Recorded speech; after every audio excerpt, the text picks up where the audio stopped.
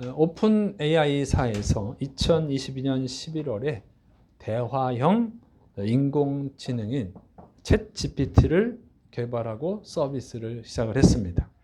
챗GPT의 등장은요, 정말 세계를 충격에 빠뜨렸습니다. 인간이 질문을 하면 스스로 판단하고 답변을 찾는 거예요. 해답을 제시하는 것이죠. 그래서 방대한 자료를 순식간에 몇 초 안에 그냥 다 정리하고 요약을 해서 해답을 주는 거예요. 그냥 자료를 제공해 주는 정도가 아니라 정리를 해 주는 거예요. 해답을 찾아주는 것이죠. 그리고 점점 발전해서 이제 창작 활동도 해요. 그동안 창작 활동은 인간의 영역이었잖아요. 창작 활동을 합니다. 그래서 소설을 쓰기도 하고 작곡을 하기도 합니다. 그림을 그리기도 해요. 점점 발달해서 이게 인공지능이 한 건지 사람이 한 건지 구분하기 어려울 정도의 수준이 됐어요. 논문을 막 쓰기도 하죠. 이게 사람이 쓴 거야? 인공지능이 쓴 거야? 이런 상태입니다. 그래서 이런 그 방대한 자료를 정리하고 개발하는 것이 엄청난 이 발달을 이루고 있는 거예요. 그래서 의학, 건축학, 그다음에 자동차, 비행기, 산업 전반에 엄청난 발달을 가속화하는 거예요. 인간 문명을 발달을 가속화시키고 있습니다. 그리고 이제 인공지능과 로봇을 결합한 이 상품들, 제품들이 쏟아져 나오는 거예요. 그래서 전 세계는 지금 인공지능형 로봇, 휴머노이드, 인간 형태를 갖춘 로봇을 만들고 있어요. 인공지능과 인간 형태, 이게 휴머노이드라고 하는데 이걸 결합한 그런 로봇을 만들고 있어요. 개발 경쟁을 하죠. 그래서 정말 엄청나게 빠른 속도로 지금 개발되고 있습니다. 그래서 인간처럼 혀를 내밀거나 웃거나 슬퍼하는 이 감정을 표시하는 로봇이 나왔어요. 그다음에 미각과 촉각을, 오각을 사용하는 로봇을 만들어냈고, 그다음에 인간처럼 손을 사용하는, 다리를 사용하는 로봇을 만들었는데 그동안에도 만들었죠, 물론. 근데 이제 더 섬세하게 빨래를 해요. 빨래를 개고 그다음에 쌀 속에서 깨를 분리해내. 이런 로봇을, 아주 섬세한 로봇을 만들었습니다.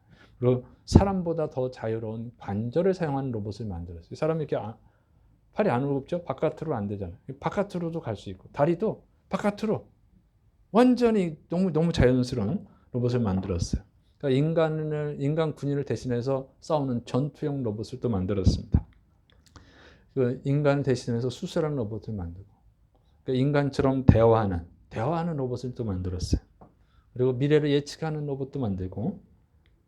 그래서 이번에 얼마 전에 사람들을 깜짝 놀라게 한 것, 물건을 다 이렇게 진열해 놓고 그 사람이 먹을 것을 달라 그랬더니 자기가 판단해서 사과를 딱 집어서 주는, 정말 세계를 충격에 빠뜨리는 그런 로봇을 만들어냈습니다. 정말 인간형 로봇은 점점 더 발달하고 있어요. 정말 세상을 더욱더 깜짝 놀라게 할 만한 로봇들이 계속 만들어질 거라고 하는 것이죠. 근데 이것은 이제 큰 문제가 되는 거예요. 현재도 이 공장과 식당에서 단순한 로봇이 있어요. 산업 그 제조 공장에서 일하는 로봇이 있고, 제품을 만드는 로봇이 있죠. 그다음에 식당에 가면 이 설거지 그릇을 가져가는 로봇이 있잖아요. 딱 누르면 오면 우리가 설거지 그릇을 먹고 음식을 담아두면 자기가 또 가죠. 이런 이제 로봇이 있단 말이에요. 산업용 로봇, 식당에서 서빙용 로봇이 나와서 인간의 그 일자리를 대체하고 있잖아요. 그 일하는 사람을 줄일 수가 있어요. 그 로봇으로 대체하고 있어요. 그런데 이거는 단순한 로봇인데 지금 휴머노이드, 인간형 로봇은요, 이거는 차원이 달라요. 그래서 인간은 섬세한 작업을 하잖아요. 근데 이 산업용 로봇은 그걸 못한다고. 단순한 형태의 일만 하는데 이 휴머노이드, 인간형 로봇은요, 인간이 할 수 있는 모든 일을 거의 다 할 수 있어요. 네? 인간만 할 수 있는 일을 인간형 로봇이 다 한단 말이죠. 근데 이 로봇은 인간보다 더 힘이 세죠. 또 인간보다 더 오랫동안 일을 할 수 있어요. 지치질 않으니까. 인간보다 더 많은 정보를 갖고 있어요. 그리고 더 빨리 계산해내. 정보를 처리해요. 그래서 생산 능력이 훨씬 뛰어나, 인간보다. 그래서 인간처럼 뭐 식사비를 제공한다든가, 인간은 좀 다독거려야 되잖아. 감정이 있어서. 응? 그래서 인간은 회식도 좀 해주고, 좀 서운해하면 또 이렇게 달래주기도 하고, 이런 걸 해야 돼요. 근데 로봇은 필요가 없어. 그 인간은요, 사람이 보면 일하는 척하고, 안 보면 이제 일 안 하고, 이렇게 게으름도 피우고 딴짓도 하잖아요. 로봇은 그냥 딴짓 안 해요. 계속 그 일만 합니다. 그러니까 인간보다 훨씬 뛰어난 거예요. 인간이 할 수 있는, 인간을 따라오는 게 로봇이 인간을 따라올 수 없는 게 뭐냐면 창의력이에요, 창의력. 근데 인공지능의 개발로 인해서 창의력을 지닌 로봇이 나오는 거예요. 그러니까 이 인간의 그 창의력을 모방한 그 창의력, 월등한, 정말 월등한 창의력을 가진 인간 소수를 제외하고는 보통 인간은 그렇게 창의력이 뛰어나지 않아요. 이 인공지능이 오히려 더 뛰어납니다. 그래서 경쟁력이 없어요. 그래서 인간형 로봇은요, 이제 발달하면서 인간의 직업이 거의 사라질 거예요. 인간형 로봇이 또 그렇게 비싸지는 않습니다. 자동차 한 대 값이에요. 자동차 한 대 값. 뭐 자동차가 얼마예요? 뭐 가격마다 다르지만 한 4천만 원, 5천만 원을 계산할 경우 로봇 한 대 5천만 원이라고 한다고 치면 노동자 월급은 얼마인가요? 물론 사람마다 다른데 300만 원으로 친다고 하면 1년이면 3,600만 원이죠. 근데 4대 보험 줘야지, 보너스 줘야지, 퇴직금 줘야지, 수당 줘야지. 그러다 보면은 1년에 4천만 원, 5천만 원 넘어가요. 근데 이제 10년을 일을 시키면 어떻게 돼요? 월급은 계속 올라가잖아요. 그러면 얼마 돼요? 4, 5억, 5억이 아니라 5억, 6억이 될 거예요. 10년을 쓰면. 로봇은 어떻게 돼요? 10년을 써도 그냥 5천만 원이에요. 5천만 원. 그러니까 10년을 일을 시키면은 사람은 5억 5천 정도 더 들어가요. 로봇보다. 그럼 누굴 쓰겠어요? 로봇을 쓰겠지, 로봇을. 그리고 지금 로봇은 뭐 자동차 한 대 값이라고 하지만 이게 계속 개발이 되고 있고 보급이 되면 어떻게 돼요? 점점 더 싸지는 거죠. 대량 생산하게 되면 점점 더 싸집니다. 생산력 능력이 엄청 뛰어난 거예요, 로봇은. 당연히 로봇을 쓰겠죠. 현재 사람들은요, 3D 업종은 안 하잖아요. 3D가 뭐예요? 더럽고 힘들고 위험한 거. 이건 안 합니다. 그래서 이거는 외국인 노동자들이 일을 하고 있어요. 근데 앞으로는 3D 업종도 위험합니다. 로봇이 다 할 수 있어요. 인간형 로봇은 다 할 수 있단 말이에요. 그러니까 외국인 노동자들도 일하기 힘들어져요. 그러니까 지금은요, 이 직업의 풍년 시대야. 에? 지금은 사람을 고용하려고 해도 못 구하는 데가 많단 말이에요. 3D 업종이 아니라도. 시급이 이제 그 최저임금이 1030원이 됩니다. 근데 지금 10,000원 이상을 줘도 고용 못 하는 데들이 많단 말이에요. 근데 여러분, 앞으로는 그것도 못 해. 네? 지금은 자기가 직장을 고를 수도 있지만 로봇이 보급이 되면요, 3D 업종도 하기 힘들다고. 3D 업종도 구하기 힘든 시대가 되는 거예요. 굉장히 어려운 시대가 되겠죠. 직업을 찾는 것은 하늘의 별 따기처럼 어려운 시대가 될 겁니다. 3D 업종도 취직하기 위해서 서로 경쟁해야 되는 거예요. 서로 경쟁해야 되는 시기인데, 그러니까 직업의 흉년의 시대가 오는 거예요. 지금은 직업의 풍년이에요. 그러나 나중에는 얼마 머지않아서 직업 자체를 구하기 힘든 흉년의 시대가 올 것입니다. 그래서 이 휴머노이드 로봇의 지금 개발은 엄청난 혼돈을 초래하게 될 것 같아요. 그렇죠? 그래서 이제 직업을 구하기 어렵죠. 그러니까 일자리가 없다고, 일자리가. 그러니까 직장을 구하지 못하면 일자리가 없으면 어떻게 돼요? 수입이 감소하겠죠. 소득이 감소해. 그런 가정 경제가 어려워지게 되게 됩니다. 자, 그러면은 직장을 구하지 못한 사람들이 엄청 많아질 거예요. 그러면 어떻게 해요?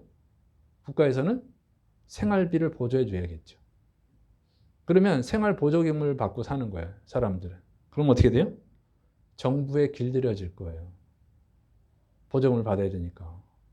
근데 거기에 만족하지 못하는 사람들이 있겠죠? 그 사람들 어떻게 해요? 불만을 갖겠죠. 데모하겠죠. 사회가 혼란에 빠질 거예요. 그 다음에 일자리를 구한 자는요, 일자리가 없는 사람과 엄청난 소득 격차가 생길 거예요. 여러분, 로봇이 할 수 없는 일을 인간이 하는 거예요. 그러면 얼마나 큰 소득이 있겠어요? 대부분의 사람들은 로봇이 다 일을 하기 때문에 직장을 구하지 못한단 말이에요. 그러면 소득은 굉장히 줄어들 거고, 로봇이 거의 일을 하는 시대에 로봇이 할 수 없는 일을 하는 사람은 소득이 엄청 많아져. 그러니까 이게 소득 격차가 엄청나게 발생하겠죠? 그러면 사회적 불만 요소가 되겠죠. 그러면 이제 또 이 단순히 일을 못하면 문제가 뭐냐면, 사람은 돈만 버는 것에서 만족을 못 느끼는 게 아니에요. 만족을 느끼는 게 아니라고. 어떤 목표를 설정하고 그걸 달성할 때 오는 성취감이 있어. 그 기쁨이 있을 거거든요. 그 기쁨 때문에 일하는데 성취할 목표가 없는 거예요. 그럼 삶에 무력해져. 그러면 뭘 하게 되냐면 술이나 마약에 중독될 거예요. 아니면 가상세계 속에 살겠죠. 게임이나 하면서. 그리고 지금도 무능력한 사람들, 젊은이들이 뭐 하냐면 게임, 가상세계 속에서 막 몇만 점, 몇십만 점 달성하고 막 기뻐해. 가상 속에서 기쁨을 얻는 거예요. 공부도 못하고 능력도 없으니까. 뭐 그런 데서만 사는 거예요. 가상세계 속에 빠져드는 거예요. 그럼 이것은 인간 간의 단절이 시작돼. 다른 사람들과 교류를 못해. 교제를 못해. 인간성에 인격에 문제가 생깁니다. 그럼 사이코패스가 될 수 있어요. 사회에 굉장히 불안 요소가 될 겁니다. 그 다음에 이런 것은요, 이런 사회 불안 요소들, 경제적 문제들, 이런 많은 문제들이 발생을 하면 어떤 일이 생기냐면 국가에서는 또 이런 것을 극복하기 위해서 생각할 텐데, 엄청난 최첨단 기술을 갖고 있는 나라들, 최첨단 무기, 최첨단 로봇을 갖고 있는 나라들은 다른 나라를 침략하는 그런 유혹에 빠질 수 있어요. 전 세계적인 전쟁으로 이어질 수 있습니다. 자, 근데 인공지능 자체적으로 큰 문제가 있는데 뭐냐면, 인공지능의 위험성은요, 사람의 명령에 무조건 복종하지 않는다는 거예요. 자체적으로 판단하고 자체적으로 행동한다는 거예요. 그래서 실제 그 군사 그 무기 실험을 해봤는데, 이 아군을 공격하는 거예요. 그 목표를 설정해 줬는데 그 목표에 맞지 않으니까 아군을 살인해 버리는 거예요. 자기 목표를 달성하기 위해서. 이게 실험이니까 다행이지, 실제로 했다 그러면 사람이 죽었을 거예요. 근데 이거는 지금 어느 정도 통제가 가능하지만 인공지능은 자체적으로 판단하는 거예요. 자체적으로 결정하는 거예요. 그래서 이것이 어느 수준에 통제를 못하는 수준이 올 거예요. 그럼 예상치 못한 엄청난 재앙이 발생하겠죠.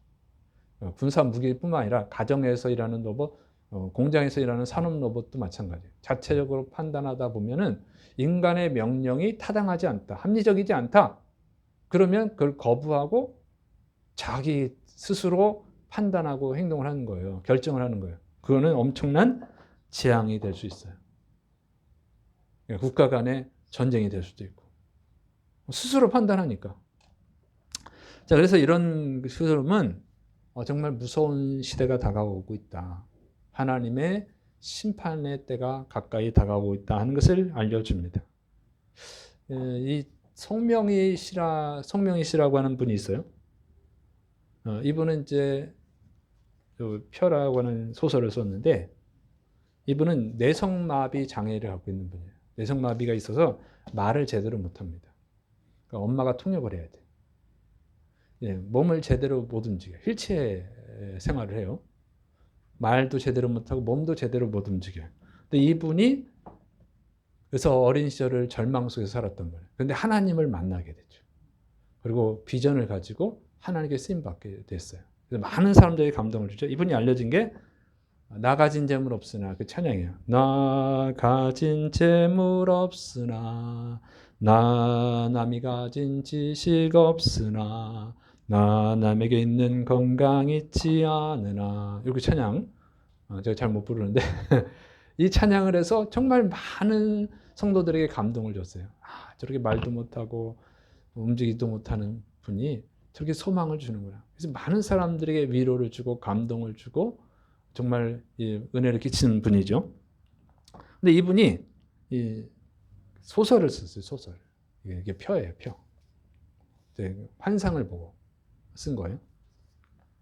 그래서 이 소설 표라고 하는 소설을 썼는데 이게 이제 좀 물론 시비가 걸립니다. 진짜 환상을 봤냐? 계시를 받았냐? 뭐 이런 문제가 있어요. 근데 이 책은 2004년 12월 17일이 초판 발행이에요. 2004년 12월 17일. 지금 2024년이잖아요. 20년 전에 쓴 소설책이에요. 자기 환상을 본 거를 소설로 옮긴 거예요. 그래서 제가 볼 때는 이 책의 내용이 다 맞을 거라고 생각하지는 않아요. 왜냐하면 이제 이분이 신학을 한 분이 아니기 때문에 분명히 환상을 봤을 거라고 봐요, 저는. 그렇지만 해석이 중요한 거죠, 해석. 해석하는데 오류가 좀 발생했을 것 같고, 그 다음에 이거 옮기는 데 있어서 소설로 표현하는데 그걸 제대로 다 표현할 수는 없잖아요. 그래서 어떤 오류가 있을 거라고 봅니다만은 어쨌든 이 책에 보면 뭐가 나오냐면 자율형 자동차가 나와요. 스스로 운전하는 자동차가 나와요. 그리고 휴머노이드가 나와요. 인간의 형태의 로봇이 나와. 이게 여기 나오거든요. 그게 놀랍다. 이 내성마비 장애 있는 분이 이걸 어떻게 이런 내용을 쓸 수 있었지? 그래서 이거는 진짜 하나님이 계시를 받지 않았을까, 환상을 봤을 거라고 보는데, 여기에 나오는 그 자율형 자동차가 현재 기술보다, 그러니까 휴머노이드나 자동차가 5년에서 10년 앞섭니다. 근데 제가 전문가가 아니니까 제가 판단할 때 5년에서 10년이에요. 전문가가 판단할 때 또 다를 수 있는데, 어쨌든 제가 볼 때는 어쨌든 현재 기술보다 더 뛰어난 기술이에요. 근데 이게 환란을 배경으로 하고 있어요. 말세 환란. 그래서 이 내용이 이게 맞는 거예요. 유사한 내용들이 나와. 그래서 이게 참 놀랍다. 특이하다. 그래서 주목할 만하다. 이렇게 생각합니다. 자, 지금 전 세계적으로 나타나는 그 자연재해가 있죠. 그 다음에 인간성 상실 현상들. 이런 것이 사실 성경에 다 나옵니다. 자, 그래서 예수님께서 말세 때 일어날 일에 대해서 말씀하여 누가복음 21장 9절부터 13절 난리와 소요의 소문을 들을 때 두려워하지 말라. 이 일이 먼저 있어야 돼 끝은 곧 되지 아니하리라. 또 이르시되 민족이 민족을 나라가 나라를 대적하여 일어나겠고 곳곳에 큰 지진과 기근과 전염병이 있겠고 또 무서운 일과 하늘로부터 큰 징조들이 있으리라. 이 모든 일 전에 내 이름으로 말미암아 너에게 손을 대어 박해하며 회당과 옥에 넘겨주며 임금들과 집권자들 앞에 끌어가려니와 이 일이 도리어 너에게 증거가 되리라. 그래서 말세가 언제입니까? 예수님께 질문했을 때 말세 때는 이런 일이 일어날 것이다. 예수님 말씀하셨는데 지금 그 현상들이 일어나죠. 그래서 전 세계적인 전염병이 발생했잖아요. 코로나라고 하는. 그런데 앞으로 더 무서운 전염병이 발생할 것이라고 전문가들이 예측하고 있죠. 그 성경에 나오는 거예요. 근데 전 세계, 처처해라는 것은 전 세계 곳곳이라는 거예요. 전 세계 곳곳에서 전쟁이 일어나고 전염병이 발생하고 기근이 발생하고 지진이 발생한다. 이단들이 나타나고 이런 게 예수님 말씀하신 거거든요. 근데 지금 전 세계적으로 지진이 커지고 있잖아요. 우리나라에서도 얼마 전에 또 지진이 일어났고 이러고 있어요. 전쟁은 지금 러시아 우크라이나 전쟁, 이스라엘 하마스 전쟁, 레바논 헤즈볼라까지 확산되려고 하고 있어요. 중국, 대만, 북한, 우리나라 이렇게 확산될 예상이에요. 그러고 나고 자연재해가 무섭죠. 그래서 지금 최근에 중국에서 발생한 거예요. 집중 폭우. 후베이 성에 폭우가 쏟아져서 도시가 잠겨버렸어요. 최첨단 건물들이 잠기고 최첨단 자동차들이 잠겼어요. 그리고 이제 광동성에서 1만 명의 피해가 발생하고 부첸성에서는 58만 명의 피해가 발생을 했는데 최첨단 기술로도 이 자연재해를 막을 수가 없어요. 이거 어떻게 할 수가 없어. 아무리 인간이 최첨단 기술, 얼마나 지금 인간의 기술이 뛰어납니까? 휴머노이드를 만들잖아요. 우주에다가 사람을 보내요. 엄청난 기술을 발전을 이루고 있는데도 자연재해를 막지를 못해요. 예수님이 예언하신 그 재해를 막지를 못한다는 거죠. 그 예언이 다 이루어지는 거예요. 그리고 지금 인간들은 하나님 미워하는 걸 하죠. 인간 복제. 하나님이 미워하는 시도를 하고 있어요. 하나님이 만든 남성과 여성의 성을 거부하고 그래서 어떻게 해요? 남성도 아니고 여성도 아닌 중성. 또 남자를 여자로 바꾸고 여자를 남자로 바꾸는. 또 뭐 동성애 이런 거. 이거 하나님 미워하는 것들이거든요. 이걸 행하고 있어요.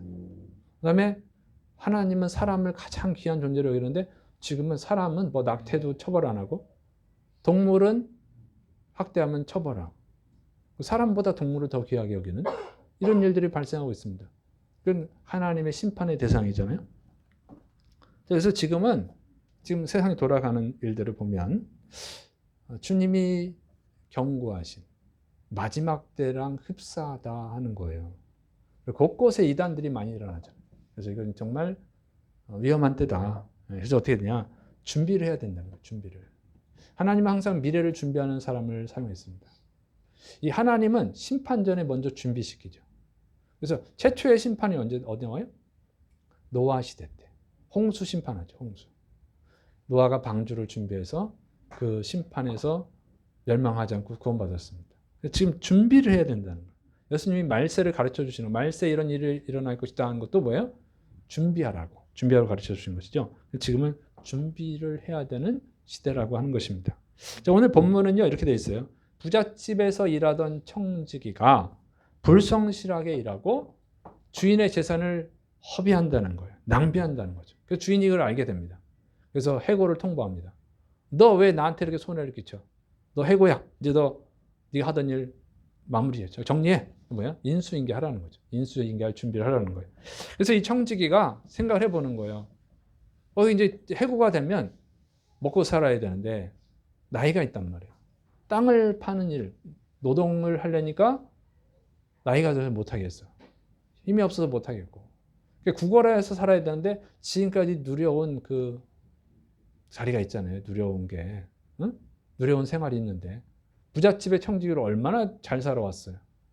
저축을 안 해놓은 거야. 그러니까 이제 문제지. 구걸하자니 너무 부끄럽고 그동안에 그 명예가 있는 건데. 그래서 이게 고민을 하다가 생각을 해낸 거예요. 기가 막힌 방법을 찾아냈습니다. 그래서 빚진 사람들을 부릅니다. 너 빚 얼마 줬지? 기름 100마리 빚을 줬습니다. 그런데 그러면 50으로 적어. 50으로 깎아주는 거예요. 그 다음에 또 다른 사람 물어보니까 밀 100석을 빚을 졌습니다. 그럼 너 80으로 해. 80으로 깎아주고. 이런 식으로 빚을 진 사람들 다 깎아주는 거예요. 왜 이렇게 하느냐? 해고당하면 그럼 이 사람들이 이 청지기 때문에 빚이 확 줄었잖아요. 엄청난 이득을 얻은 거죠. 그러니까 고마워서 도와주는 거예요. 구걸하지 않아도 은혜를 갚는 거죠. 이 청지기한테. 이걸 생각해낸 거예요. 근데 이거를 주인이 알게 됐습니다. 그리고 이 주인을 칭찬하는 거예요. 참 지혜롭게 했다. 이건 이 청지기가 잘했다고 하는 얘기가 아니에요. 이 청지기가 악한 청지기지만 자기가 해고당한 후에 먹고 살 준비를 하는구나. 응? 야, 진짜 저 똑똑하네. 응? 이런 얘기입니다. 나쁘지만 그래도 지가 먹고 살 준비는 하는구나. 자, 예수님은 이 얘기를 왜 하느냐면 이 비유의 얘기는 세상 사람들도 미래를 준비한다는 거예요. 앞으로 어떻게 살아가야 될지 준비를 한다는 거죠. 그런데 하나님의 자녀들이 미래를 준비하지 않는다는 이 답답함, 안타까움, 탄식의 편입니다. 그래서 누가복음 16장 8절 이 세대의 아들들이 자기 시대에 있어서는 빛의 아들들보다 더 지혜로움이니라. 세상 사람들도 미래를 준비하는 지혜가 있는데 하나님의 백성들이 왜 이렇게 미래를 준비하지 못할까 하는 답답함이에요. 여러분 세상 사람들은 몰라요. 이 세상에서 사는 것만 생각을 하는 거예요. 근데 이 세상 이후의 삶을 몰라요. 근데 하나님의 백성들은 어떻게 해요? 알죠. 이 세상 이후의 삶이 있다는 거. 천국과 지옥이 있다는 거 알잖아요. 그런데 실제로 준비하지 않는다는 거예요. 그래서 답답하다는 겁니다. 여러분 정말로 예수님을 믿으면 미래를 준비해야지. 하나님의 심판을 준비해야 되는 거 아니에요. 근데 미래를 준비하지 않는 거예요. 아이고 답답하다. 그런 뜻이에요. 불의한 청지기를 칭찬하는 게 아닙니다. 하나님의 자녀들이 미래를 준비하지 않는 그 미련함에 대해서 책망을 하고 있는 내용이에요. 그래서 미래를 준비해야 된다는 거죠. 어떻게 준비해야 될까요? 자, 여러분, 이 요셉이라고 하는 사람이 있어. 미래를 잘 준비하는 사람. 요셉은 어떤 사람이에요? 야곱의 12아들 중에 11번째 아들. 가장 사랑받은 아들이죠. 정말 사랑받은 아들이에요. 그런데 이 형들에게 미움을 받아가지고 어떻게 돼요? 애굽의 노예로 팔려갑니다. 노예의 삶을 생각한 적도 없고 준비한 적도 없어요. 응? 정말 귀한 아들이었다가 완전히 갑자기 노예가 된 거예요. 환경이 완전히 바뀌었어. 그 어떻게 적응하고 살아갈 수 있을까요? 준비가 하나도 안 되는데. 근데 이 요셉은 노예로 팔려간 집에 가정 총무가 됩니다. 그리고 나중에 애굽의 국무총리가 돼요. 어떻게 이렇게 되죠? 준비가 돼 있었다는 거예요. 뭐가 준비가 돼 있었냐면 성실과 정직이 준비가 돼 있었어요. 예수님이 오늘 비유 말씀에 이렇게 말하죠. 지극히 작은 것에 충성된 자는 큰 것에도 충성되고 지극히 작은 것에 불의한 자는 큰 것에도 불의하니라. 여러분 지극히 작은 것에 충성된 사람한테 더 큰 것을 맡긴다고 하는 거예요. 요셉이라고 하는 사람은 성실과 정직이 잘 준비되어 있어요. 항상 성실하고 정직하게 일합니다. 그러니까 성실과 정직은 여러분 가장 기본이고 중요한 거예요. 어딜 가든지 성실하고 정직한 사람은 어딘가 쓸 일이 있어요. 그래서 요셉의 주인이 보니까 요셉이 성실하고 정직하거든요. 그 요셉을 가정총무로 맡기잖아요. 응? 여러분 성실하고 정직한 사람 구하기 힘듭니다. 사람은 다 눈치를 보거든. 누가 좀 보면 열심히 하는 척하고 누가 안 보면 열심히 안 하고. 이게 보통 사람들이잖아요. 근데 그 평상시는 모르는 것 같지만 어려워질 때 티가 나는 거예요. 그러니까 이렇게 성실하고 정직한 사람은 없으니까 요셉을 가정의 총무로 세우는 거예요. 근데 요셉이 또 어떻게 됩니까? 이제 애굽의 국무총리가 되죠. 애굽의 국무총리가 되는데 요셉은 뭐예요? 미래를 준비할 줄 알아요. 사람이 소득이 넘쳐나면 어떻게 되냐면 쓰기 바빠. 응? 돈이 좀 들어오기 시작하면 옷 사고 구두 사고 화장품 사고 응? 그다음에 놀러 가기 바쁘고 이런 거 하잖아요. 요셉 7년 풍년이 있었어요. 소득이 많잖아요. 그걸 다 저축합니다. 소득이 지금은 풍요롭지만 소득이 없을 때를 대비하는 거예요. 그때를 생각해서 대비를 해놨기 때문에 7년 흉년이 왔을 때 7년 동안 쌓아놓은 소득으로 충분히 살고 오히려 다른 사람들은 더 불행해졌지만 더 이상 소득이 안 생기니까 가난해지잖아요. 더 가난해지는데 요셉은 쌓아놓은 게 있으니까 그걸 팔아가지고 더 부자가 됩니다. 흉년 속에서 오히려 더 풍년을 누리는 거예요. 이렇게 미래를 준비하는 지혜가 있었다고 하는 거예요. 여러분 지혜가 있어야 돼요. 성실하시기를 축원합니다. 정직하게 일하세요. 어디를 가든지 성실하고 정직하게 일하세요. 그 작은 차이가 여러분의 미래를 바꾸는 거예요. 여러분 어딜 가든지 인정받으셔야 돼요. 인정 못 받는 것은요. 불평하지 마세요. 자기에게 문제가 있는 거예요. 성실하고 정직한 사람 싫어하는 사람 없어요. 여러분이 사장이라도 성실하고 정직한 사람 쓸 거예요. 남이 볼 때만 열심히 하면 금방 티가 납니다. 성실하고 정직한 사람이 되셔야 돼요. 인정 못 받는 것을 불평할 게 아니라 인정 못 받는 것은 반성을 하셔야 돼요. 그리고 소득이 생길 때 쓰기 바쁘지 말라고. 쓰는 데다가 에너지를 쏟지 말라고. 미래의 것을 지금 벌고 있는 거예요. 반드시 소득이 줄어들 때가 있어요. 소득이 안 생길 때가 있어요. 그때를 대비하셔야 됩니다. 그러면 일을 할 수 없을 때도 먹고 살 수 있어요. 근데 지금 다 써버리면 일을 할 때 먹고 살 수가 없어요. 일을 할 수 없을 때 먹고 살 수가 없는 거예요. 근데 이 절약하고 열심히 일하고 절약해야 되는데 자기 합리화하지 마셔야 돼요. 이거 꼭 사야 돼. 어쩔 수 없어. 이러면은 가난해지는 거예요. 미래를 준비 안 하는 거예요. 자기 기준에서 하지 말고 객관적 기준에서 하셔야 됩니다.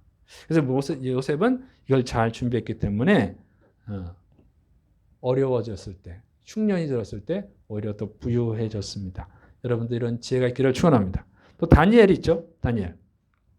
다니엘이라고 하는 사람은 귀족의 자식입니다.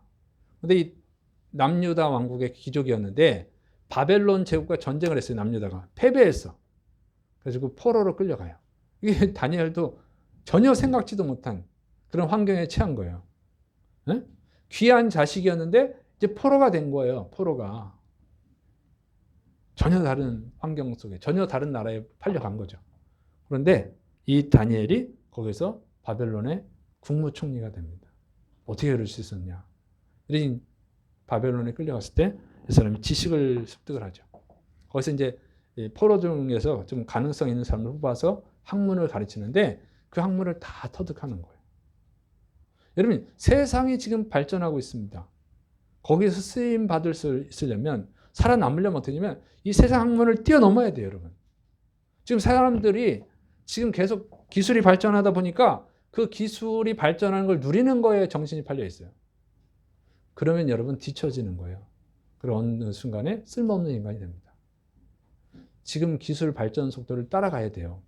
그걸 뛰어넘을 수 있는 지식을 습득을 해야 돼요. 여러분 지금 핸드폰이 있잖아요. 핸드폰. 얼마나 좋습니까? 이게 얼마나 좋은 핸드폰이냐고 요즘. 그런데 기술을 습득하지 않는 분들은 어떻게 해요? 전화기밖에 안 돼. 나이 드신 분들 이거 전화기죠. 전화기 이상 뭐 하겠어요? 좀 더 보면 동영상 보는 거, TV 보는 거. 이게 아무리 뛰어나도요. 요즘 100만 원, 200만 원 하죠, 핸드폰이.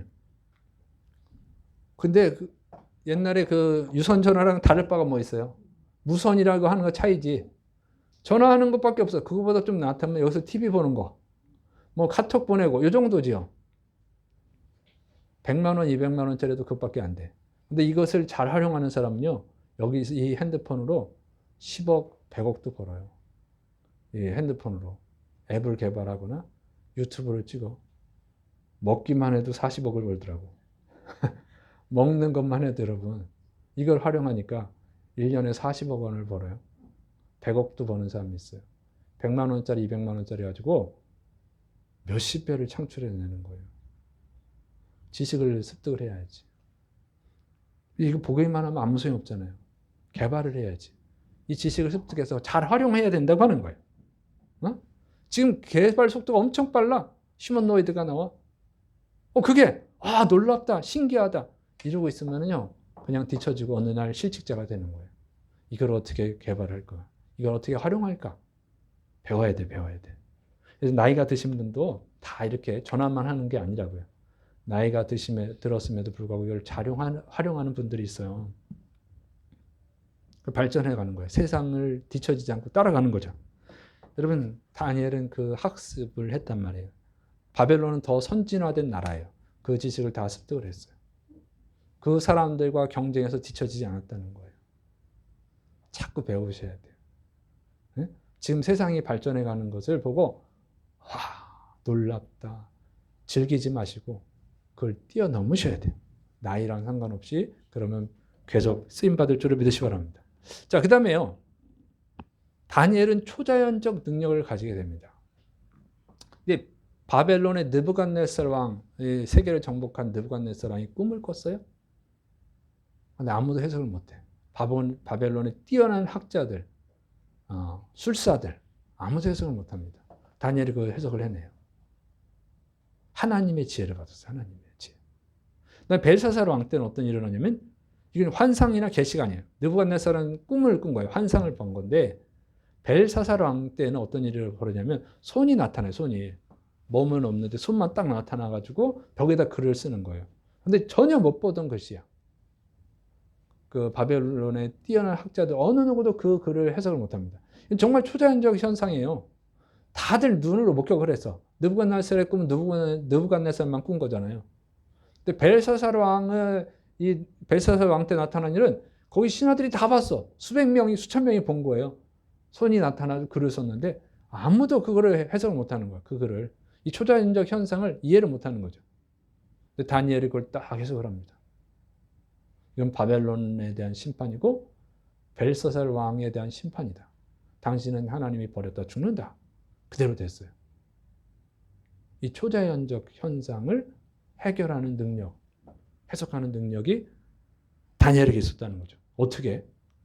하나님이 지혜를 주셨어요. 어떻게 이런 능력을 준비했죠? 다니엘은 하루에 매일 3번씩 하나님께 기도했다는 거예요. 하루도 쉬지 않고, 단 하루도 쉬지 않고 매일 기도했습니다. 너 기도하면 사자굴 속에 집어넣을 거야? 사자굴 속에 던져졌어요, 실제로. 그래도 기도를 멈추지 않았다는 거예요. 미래를 준비하는 가장 좋은 방법은 뭐냐? 하나님의 은혜를 받는 거예요. 하나님의 지혜를 받는 것인 줄을 믿으시를 축원합니다. 네. 다니엘은 하나님의 지혜를 받았어요.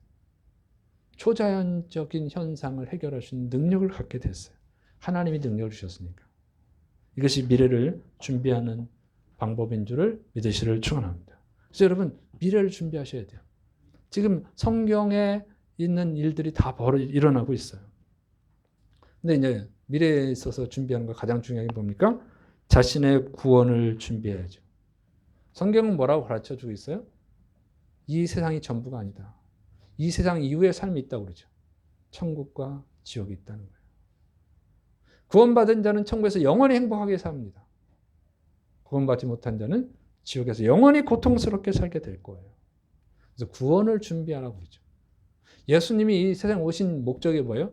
구원을 준비하라는 거예요. 예수님의 처음 설교가 뭐예요? 회개하라, 천국이 가까이 왔느니라. 준비하라는 거예요. 예수님의 그 비유들을 보면 다 뭐예요? 천국을 준비하라는 거예요. 하나님이 반드시 심판하실 때가 온다. 그리고 그 심판 때 천국 가는 자와 지옥 가는 자가 나눠진다. 이렇게 말씀으로 되어 있어요. 그래서 천국을 준비해야 됩니다. 여러분이 구원을 준비해야 돼요. 여러분이 구원받은 자인지 구원받지 못한 자인지 자신을 점검하고 구원받지 못했다면 구원받은 자가 될 수 있도록 준비하시를 축원합니다. 구원받은 자는 누구예요? 오늘 말씀 이렇게 되어 있죠. 너희가 만일 불의한 재물에도 충성하지 않으면 누가 참된 것으로 너희에게 맡기겠느냐. 너희가 만일 남의 것에 충성하지 않으면 누가 너희의 것을 너희에게 주겠느냐. 지파인이 두 주인을 섬길 수 없느니 호기를 미워하고 저를 사랑하거나 호기를 중히 여기고 저를 경히 여길 것입니다. 이는 것입니다. 너희는 하나님과 재물을 겸하여 섬길 수 없느니라. 주인에게 충성되지 않은 사람은 해고한단 말이에요. 이 불의한 청지기가 해고당했잖아요. 여러분 하나님이 주신 일에 충성하지 않는 사람은 해고당하는 거예요. 그 사람은 구원받은 사람이 아닌 거죠. 정말로 준비된 사람, 정말로 구원받은 사람은 하나님을 주인으로 섬기는 사람이기 때문에 하나님께 충성하는 거예요. 하나님께 충성하는 사람은 구원받은 사람이 맞는 거예요. 우리가 구원받은 사람이 아닌지 어떻게 해요? 하나님께 충성하는지 재물에 충성하는지 세상에 충성하는지 그걸 보고 알 수 있는 거예요. 열매로 알 수 있는 거예요. 여러분이 하나님께 충성하고 있습니까? 여러분이 천국 갈 준비를 하고 있습니까? 그것이 여러분이 준비가 됐는지 안 됐는지 구원받은 사람인지 아닌지를 점검할 수 있는 기준인 거예요. 구원받은 사람은 천국의 소망을 두고 사는 사람이에요. 천국 갈 준비를 하고 있는 사람이죠. 구원받지 못한 사람, 천국을 믿지 않는 거죠. 확실한 믿음이 없는 거죠. 천국 준비 안 하지. 세상에서 어떻게 재미있게 잘 살까만 생각하는 거지. 세상 사람들과 똑같은 거예요. 세상 사람들은 천국 준비 안 합니다. 지옥을 준비하지 않습니다. 어떻게 하면 이 세상에 잘 먹고 잘 살까? 어떻게 하면 이 세상에 즐겁게 살까? 이것만 생각하는 거죠. 천국을 준비하지 않아요. 그러니까 당연히 하나님께 충성하지 않죠. 구원받은 사람, 정말 믿는 사람은 천국을 준비하는 거예요. 가장 기본적인 예배도 잘 드린다. 자, 그래서 자신이 구원받은 사람인지 아닌지, 자기가 하나님께 충성하고 있는지, 세상에 충성하고 있는지, 돈 버는데, 세상에서 즐기는데 충성하고 있는지 자신을 점검하시면 금방 답이 나오죠. 자, 그 다음에 자기가 구원받았다고 하면, 정말 구원받은 자라고 하면 그 다음에 하는 건 뭐예요? 가족을 구원하게 한 준비를 하는 거예요. 노아가 구원받은 사람이었습니다. 그래서 방주를 지었죠. 방주를 짓는데 자기 혼자 구원받을 방주를 짓지 않았어요. 가족도 같이 구원받을 수 있는 방주를 지었어요.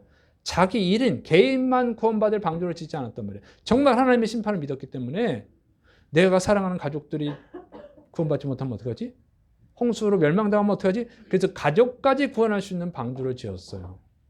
여러분 정말 구원받은 사람이라면, 정말 천국과 지옥을 믿는다면 가족 구원에 힘쓰는 거예요.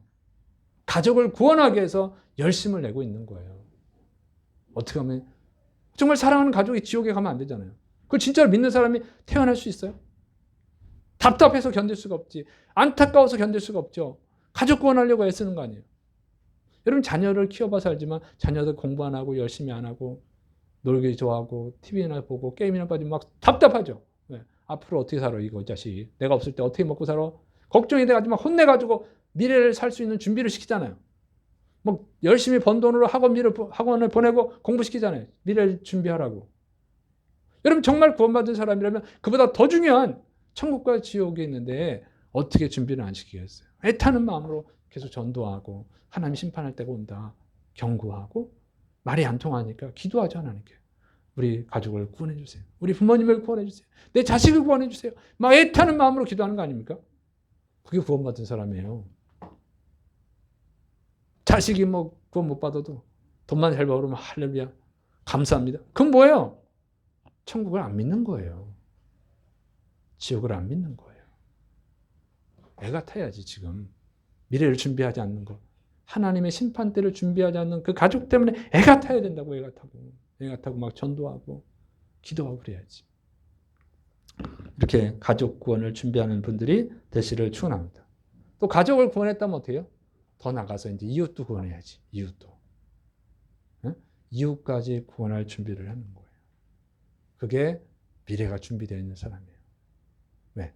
주님은 너희는 온 천하에 다니며 만민에게 복음을 전파하라 했으니까.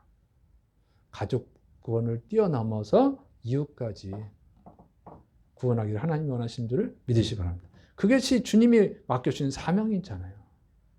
응? 그 사명에 충성하는 거예요. 주인에게 충성하는 거.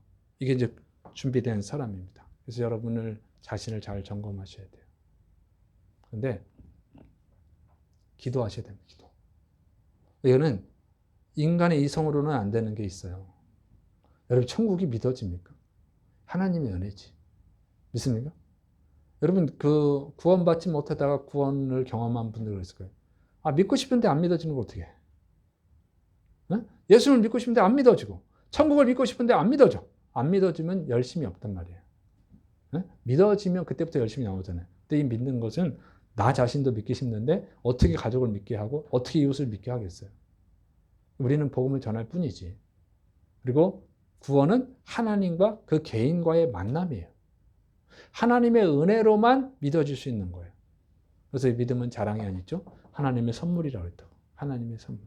그래서 가족 구원과 이웃 구원을 위해서 해야 되는 거 기도인 줄을 믿으시기 바랍니다. 우리는 복음을 전하고 그 사람이 진짜 하나님과의 만남을 통해서 구원받을 수 있도록 기도하는 거. 이게 최선이에요. 그래서 이것을 잘 준비하시는 여러분 되시를 축원합니다. 지금 세상에서 나타나는 일들은 예수님께서 말씀하신 대로 경고하신 대로 마지막 때에 나타난 일들이에요. 유사하단 말이에요. 유사.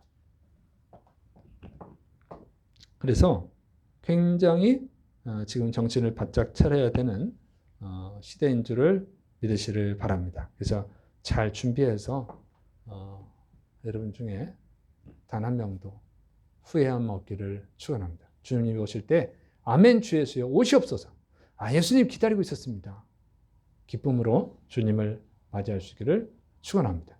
그리고 여기 한 가지 이제 설교 중에 빠진 게 있는데 이 마지막 때 있을 현상 중에 하나 특이한 현상이 있어요.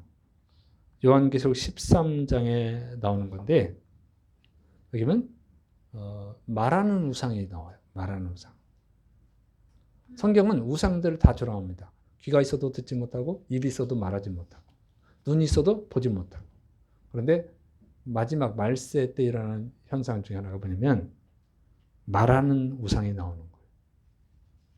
말하는 우상이 뭐겠어요? 제가 그렇게 해석을 해요. 휴머노이드 로봇이다. 이렇게 저는 개인적으로 해석을 합니다. 그래서 어쨌든 지금은 심상치 않다.